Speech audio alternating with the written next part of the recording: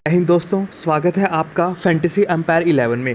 तो इस वीडियो में हम जो मैच कवर करेंगे वो होगा आईपीएल का मैच जो कि खेला जाएगा मुंबई इंडियंस और सनराइजर्स हैदराबाद के बीच में। इस वीडियो में हम ड्रीम 11 टीम प्रेडिक्शन और सब कुछ अच्छी तरह से डिस्कस करेंगे। सबसे पहले मुंबई तो ऑब्वियसली एलिमिनेट हो चुकी है, मुंबई के लिए तो कुछ खास मैच रहने नहीं वाला है, लेकिन ये मैच मुंबई के होम में रहने वाला है तो ऑब्वियसली होम फैंस को एंटरटेन करने के लिए मुंबई जो है वो पूरा जोर लगाने ही वाली है। वही हैदराबाद के बारे में बात की जाए, इनके लिए अच्छा खासा इंपॉर्टेंट मैच रहने वाला है, क्योंकि सभी को पता है जैसे कि कल केकेआर जीता तो मोस्ट प्रोबेबली केकेआर और राजस्थान के तो सेम पॉइंट्स हो चुके हैं, वो तो मोस्ट प्रोबेबली क्वालिफाई कर ही जाएंगे। और जो बचा टू स्पोर्ट्स है उनमें सबके लिए अच्छा खासा फाइट चल रहा है। पंजाब भी बाहर हो ही चुकी है, दिल्ली को भी सारे मैच जीतने हैं और मोस्ट प्रोबेबली लखनऊ भी, मतलब सभी की टीम में अच्छा खासा फाइट चल रहा है। चेन्नई भी फॉर्म पकड़ चुकी है, तो सभी की टीम में अच्छा खासा फाइट चल रहा है। उस हिसाब से हैदराबाद के लिए ये मैच बहुत ज़्यादा इंपॉर्टेंट मैच रहने वाला है, लेकिन मुंबई के लिए उस हिसाब से कुछ खास इंपॉर्टेंट मैच नहीं रहने वाला है। लेकिन फैंस को एंटरटेन करने के लिए और फैंस को एक अच्छा गुड बाय देने के लिए क्या पता मुंबई इंडियंस भी अच्छा खासा जोर लगे, क्योंकि ये वानखेड़े में मैच होने वाला है, तो अच्छा खासा मैच आपको देखने को मिलेगा। सभी को पता है जब लास्ट टाइम मतलब ये टीम दोनों भिड़ी थी तो कितना ज़्यादा हाई स्कोरिंग मैच गया था। ये जो मैच होने वाला है ये भी वानखेड़े पे होने वाला है। वानखेड़े के स्टेडियम आपको सभी को पता है कितनी ज़्यादा बैटिंग फ्रेंडली विकेट रहती है। सो हम सभी कुछ अच्छी तरह से डिस्कस करेंगे।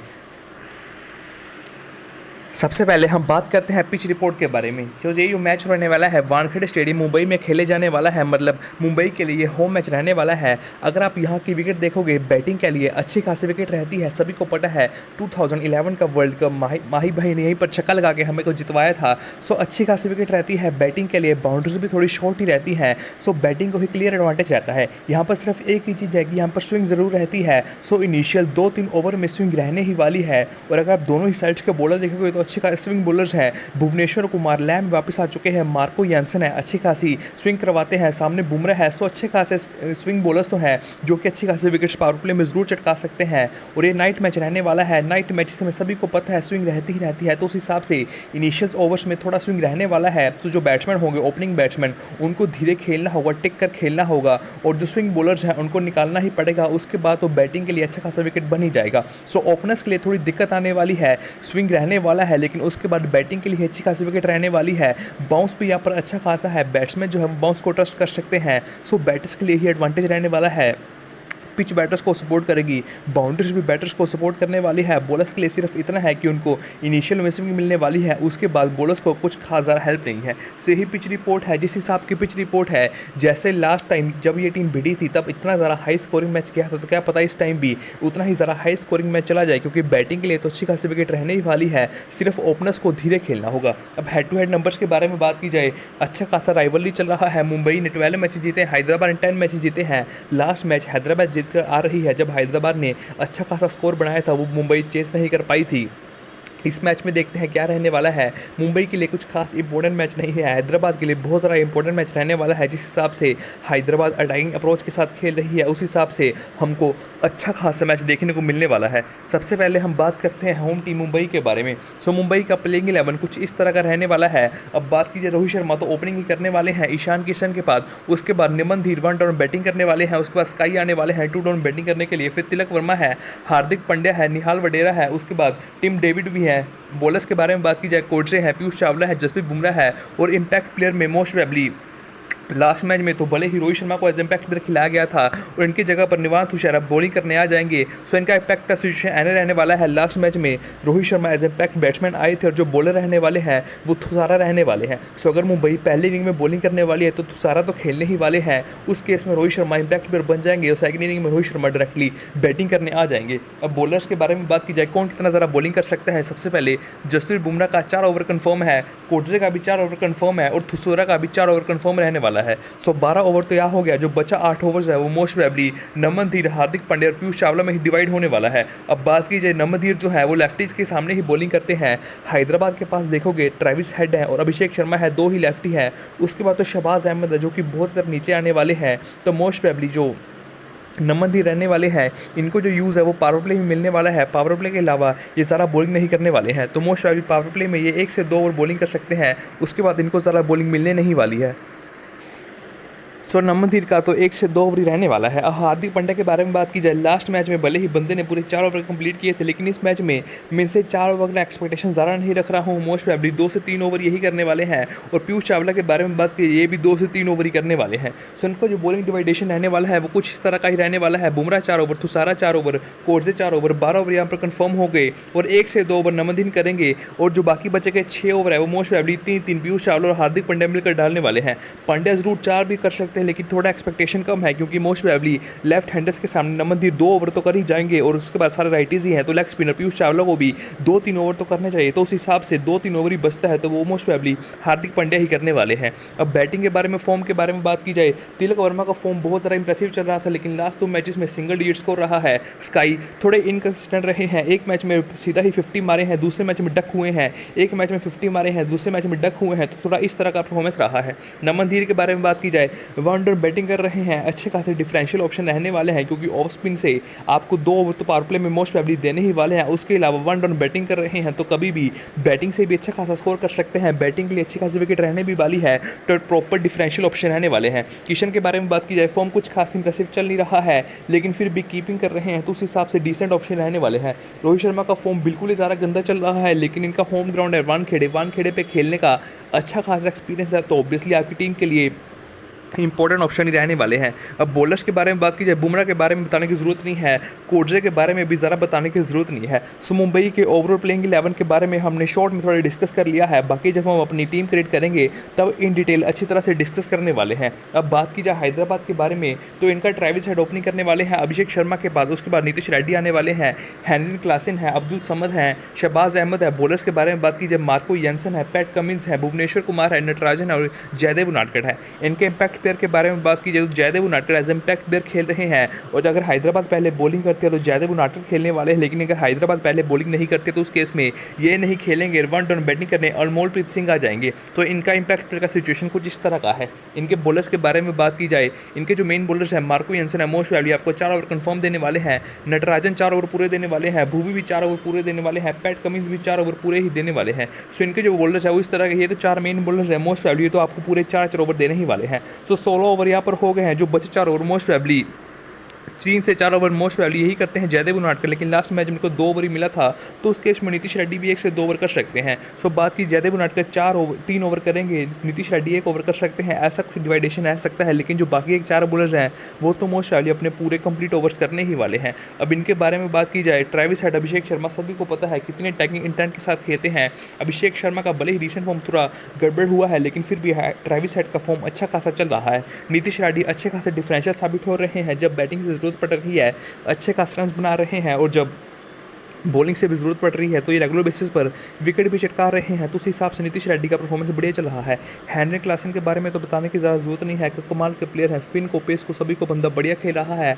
आपकी टीम के लिए ऑब्वियसली मस्ट हैप्पी की रहने वाला है। समद का बैटिंग ऑर्डर थोड़ा नीचे है, शहबाज अहमद को भी कुछ खास बॉलिंग ज़्यादा मिल नहीं रहा है। शहबाज अहमद भी बॉलिंग ऑप्शन है, ये सॉरी रह गई। अगर बात की जयदेव उनाडकट अगर 2 से 3 ओवर बॉलिंग करेंगे, नीतीश रेड्डी 1 ओवर करेंगे, तो शहबाज अहमद भी 1 से 2 ओवर कॉन्ट्रीब्यूट करके ज़रूर से ज़रूर दे सकते हैं। अब बात की यानसन, अच्छी खासी बैटिंग कर सकते हैं, 4 ओवर कंप्लीट कर रहे हैं, तो ऑब्वियसली ड्रॉप करने का सवाल कुछ पैदा होता नहीं है, चाहे सिलेक्शन परसेंटेज कितना भी ज़्यादा कम हो। डेथ बॉलर्स के बारे में बात की जाए, नटराज और पैट कमिंस मोस्ट वाली डेथ में करना चाहिए। एक आधा ओवर भुवनेश्वर कुमार भी लेके आ जाते हैं, जैसे कि 20th ओवर भुवनेश्वर कुमार लेके आ जाते हैं, उससे पहले 16 से 19 ओवर मोस्ट वाली पैट कमिंस और नटराजन ही आपस में कर रहे हैं। कभी कभी 20 ओवर भुवनेश्वर कुमार जरूर लेके आ सकते हैं, लेकिन इस मैच में अच्छी खासी स्विंग मिलने वाली है ग्राउंड पे, तो मोस्ट वाली भुवनेश्वर को पावर प्ले में अच्छी खासी बॉलिंग मिलने वाली है। डेथ में इनका बॉलिंग करने के चांसेस थोड़ा कम रहने वाला है। तो हमने हैदराबाद के प्लेयर्स के बारे में भी शॉर्ट में डिस्कस कर लिया है, बाकी डिटेल में तो जब अपनी टीम क्रिएट करेंगे तभी डिस्कस करने वाले हैं। अब हम कुछ की मैचेस पे ज़रूर ध्यान देते हैं जो कि आपकी टीम के लिए अच्छे खासे रहने वाले हैं, जिनका सिलेक्शन परसेंटेज बहुत ज़्यादा हाई है, रिस्क लेकर उनको ड्रॉप कर सकते हो। वो बहुत ज़्यादा की मैचेस है, सिर्फ 2 ही मेन मैचअप है, दोनों के बारे में डिस्कस करते हैं। सो अब हम मैचअप्स के बारे में डिस्कस करते हैं। सबसे पहले मैचअप के बारे में बात की जाए, ईशान किशन और पैट कमिंस के बीच में रहने वाला है। पैट कमिंस ने ईशान किशन को अच्छा खासा आउट किया है। ईशान किशन लेफ्टी है, पैट कमिंस राइटी बॉलिंग करते हैं, अच्छी खासी पेस के साथ बॉलिंग करते हैं, बाउंसर्स का अच्छा खासा प्रयोग करते हैं और कंसिस्टेंट लाइन के साथ बॉलिंग करते हैं। पहला सबसे बड़ा मैचअप यही रहने वाला है। ईशान किशन को अगर संभलना है तो पैट कमिंस से शुरुआत में संभलना ही होगा। अगर पैट कमिंस पर आउट हो गए तो ऑब्वियसली बाकी बैट्समैन को अच्छा खासा मिलने वाला है मिडिल ऑर्डर में चांसेस, वो हम सभी कुछ बताने वाले हैं कि आपको उसके केस में किसको अपनी टीम में कंसीडर करना है। सो सबसे बड़ा मैचअप यही रहने वाला है और दूसरा सबसे बड़ा मैचअप रोहित शर्मा और मार्को यानसन के बीच में रहने वाला है। अब आपको पता है रोहित शर्मा का सबसे बड़ा वीकनेस ये है कि वो लेफ्ट आर्म पेसर्स के सामने बहुत ज़्यादा स्ट्रगल करते हैं और अगर लेफ्ट आर्म पेसर्स जो है वो स्विंग करवाए तब तो और भी ज़्यादा स्ट्रगल करते हैं। आप इस आईपीएल में ही देख लो, ट्रेंट बोल्ट के सामने रोहित शर्मा ने अच्छा खासा स्ट्रगल किया है और जो भी स्विंग हो तब तो अच्छा खासा स्ट्रगल किया है। अब आप देखोगे मार्को यानसन को लेफ्ट आर्म पेसर्स हैं, स्विंग भी अच्छी खासी करवाते हैं और अच्छी खासी इनकी हाइट भी है, तो उस हिसाब से अच्छी हाइट के साथ बॉलिंग करते हैं तो बॉल अच्छा बाउंस भी खाती है और उसके अलावा एक्स्ट्रा स्विंग भी लेती है। तो उस हिसाब से मार्को यानसन रोहित शर्मा के लिए बड़ा थ्रेट रहने वाले हैं। रोहित शर्मा को मार्को यानसन को धीरे खेलना होगा, टिक कर खेलना होगा, लेकिन जिस हिसाब से रोहित का फॉर्म चल रहा है उस हिसाब से Marco Jansen most probably Rohit Sharma को आउट कर ही देंगे। तो रोहित शर्मा के लिए मार्को यानसन बहुत ही ज़्यादा बड़ा थ्रेट होने वाले हैं। अब हम अपनी ड्रीम 11 टीम को क्रिएट करते हैं। हमने सभी कुछ डिस्कस कर लिया है शॉर्ट में और आपको मैच के बारे में आइडिया तो लग ही गया है। अब हम डिटेल में अपनी ड्रीम 11 टीम को डिस्कस करने वाले हैं। तो अब ये सेक्शन आपके लिए बहुत ज़्यादा इंपॉर्टेंट सेक्शन रहने वाला है, क्योंकि अब हम सारा डिटेल में डिस्कस करने वाले हैं आपको किस प्लेयर को अपनी टीम में क्यों कंसीडर करना है। सबसे पहले विकेट कीपर से शुरुआत करते हैं। कैन क्लासन को तो ऑब्वियसली आपको अपनी टीम से ड्रॉप करना नहीं है, कमाल का प्लेयर है, चाहे जिस मर्जी पोजीशन पे बैटिंग करवा लो हमेशा अच्छा परफॉर्म करके देता है। स्पिन को, पेस को, बंदा सभी को बढ़िया खेलता है। सामने भले ही टीम मुंबई है, उनका बॉलिंग लाइनअप अच्छा है, लेकिन फिर भी क्लासन जैसे बैट्समैन को आप अपनी टीम से बिल्कुल भी नहीं ड्रॉप कर सकते हो। इवन क्लासन एक CBC का भी बढ़िया ऑप्शन रहने वाला है, कमाल का प्लेयर है और विकेट कीपिंग से भी कभी भी आपको कैचिंग के और स्टंपिंग के पॉइंट देके जा सकता है। तो ऑब्वियसली हैरिन क्लासन आपकी टीम के लिए मस्ट टैपिक रहने वाला है। अब ईशान किशन के बारे में बात की जाए, सिलेक्शन परसेंटेज 72% है, अच्छा खासा सिलेक्शन परसेंटेज है, लेकिन इसके लेके ड्रॉप किया जा सकता है क्योंकि सामने सबसे पहले मार्को यानसन है, अच्छी खासी हाइट के साथ बॉलिंग करेंगे, स्विंग करवाएंगे तो थ्रेट तो रहने ही वाला है। भले ही लेफ्टी जो है वो लेफ्ट आर्म पेसर्स को टैकल करता है, लेकिन फिर भी ईशान किशन का जिस हिसाब से फॉर्म चल रहा है विकेट फेंक सकते हैं। और दूसरा सबसे बड़ा थ्रेट जो रहने वाला है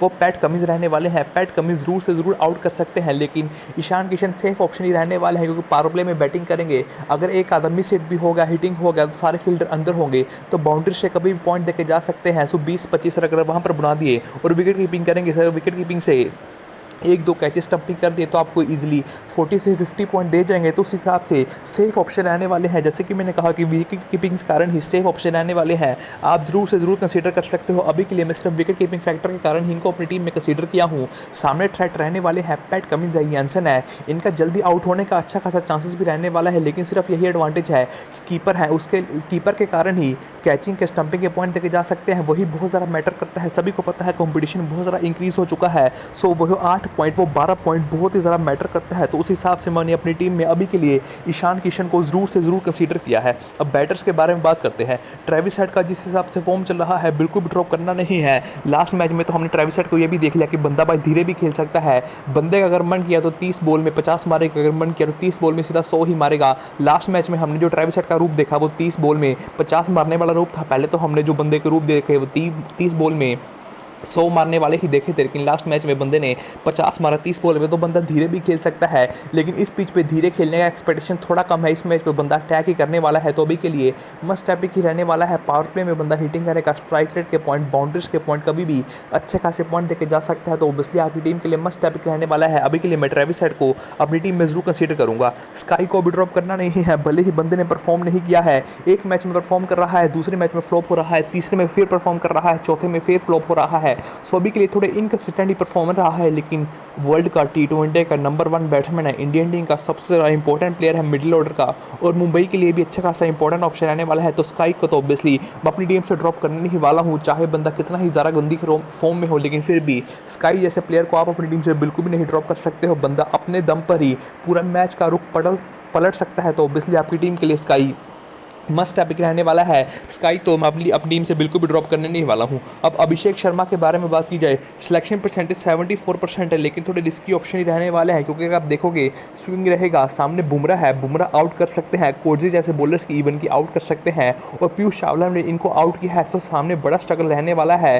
तो उस हिसाब से इनका फॉर्म भी थोड़ा डगमगाया है। भले ही हिटिंग अच्छी खासी करते हैं, लेकिन सामने मुंबई है, स्विंग रहने वाला है, मुंबई के बॉलर्स अच्छे खासे हैं। मैंने पहले ही ट्रेविस हेड को बैक किया है, जहाँ तक मुझे लगता है कि मोस्ट प्रोबेबली कोई ना कोई ओपनर तो जल्दी आउट होने ही वाला है। सो अभी के लिए मैंने बड़ा रिस्क लिया है और अपनी टीम से मैंने अभिषेक शर्मा को ड्रॉप किया है। No doubt Abhishek Sharma player बहुत ही ज़्यादा बढ़िया है, इस सीज़न फॉर्म भी अच्छा खासा रहा है, लेकिन रिसेंट कुछ मैचेस में फॉर्म थोड़ा डिप हुआ है। सामने टीम मुंबई है, इस पिच पे स्विंग रहने वाला है, तो उस हिसाब से अभी के लिए मैंने अभिषेक शर्मा को अपनी टीम से ड्रॉप किया है। अब तिलक वर्मा के बारे में बात की जाए, जब मुंबई बैटिंग ऑर्डर कोलैप्स कर रही है, तिलक वर्मा ने अच्छा खासा आके संभाला है, लेकिन लास्ट कुछ मैचेस से ये भी सिंगल डिजिट में ही आउट हो रहे हैं। लेकिन इस मैच में इनका परफॉर्मेंस करने का चांसेस अच्छा खासा रहने वाला है। प्लेयर बहुत ज़्यादा इंप्रेसिव है, और जहाँ तक मुझे लगता है कि इस मैच में मुंबई का टॉप ऑर्डर कोलैप्स कर सकता है, क्योंकि स्विंगिंग कंडीशन रहने वाला है। उस केस में तिलक वर्मा को ही आकर पारी संभालना होगा, तो उस केस में तिलक वर्मा की टीम के लिए प्रॉपर डिफरेंशियल ऑप्शन रहने वाले हैं। सिलेक्शन परसेंटेज भले ही इनका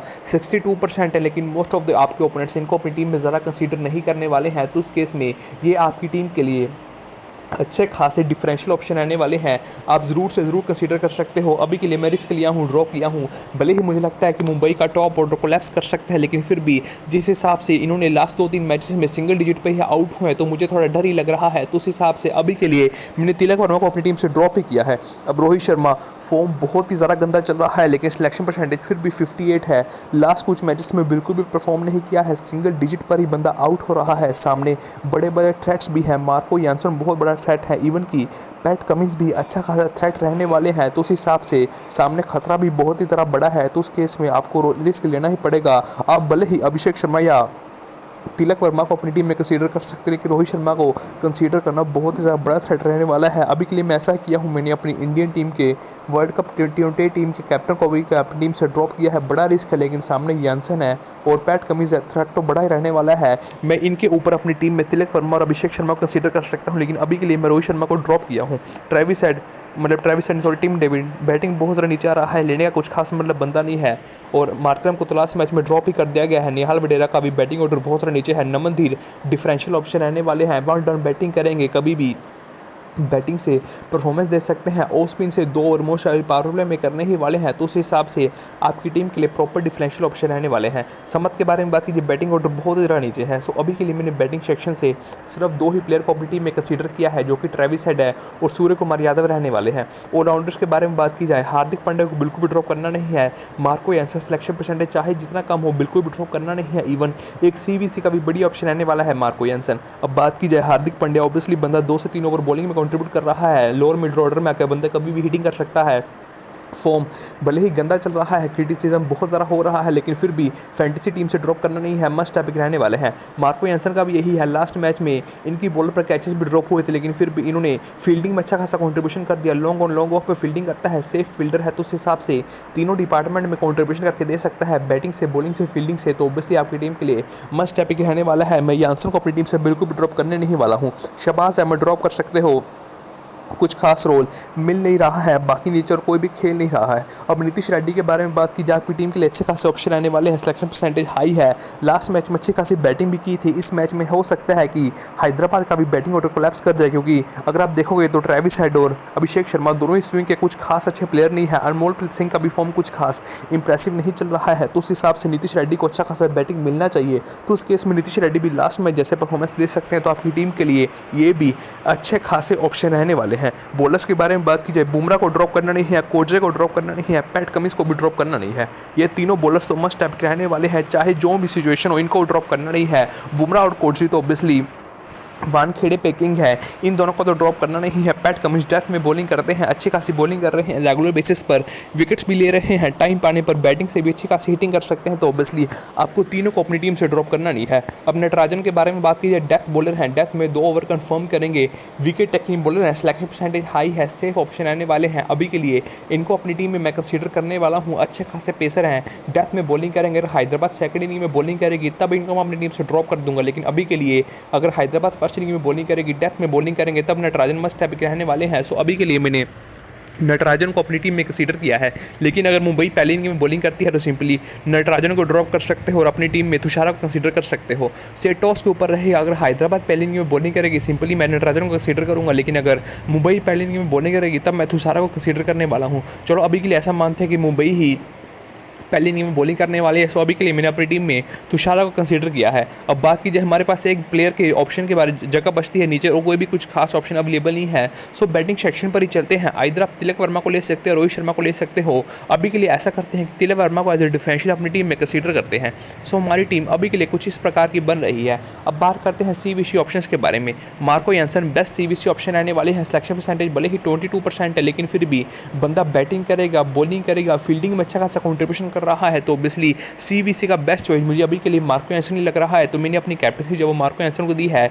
वाइस कैप्टनसी के बारे में बात की जाए, अभी के लिए क्लासन को अपनी वाइस कैप्टनसी दी है। कीपिंग से बंदा अच्छा खासा पॉइंट देके जा सकता है, बैटिंग से फॉर्म इंप्रेसिव चल रहा है, तो मैंने अभी के लिए अपनी वाइस कैप्टन जो है वो हेनरिक क्लासन को दी है। बाकी आपको final team final pitch report सारा टेलीग्राम पर ही मिलने वाला है, उस हिसाब से हम अपनी फाइनल टीम क्रिएट करने वाले हैं। सभी कुछ इन्फॉर्मेशन टेलीग्राम पर मिलने ही वाला है, ज्वाइन कर लीजिएगा।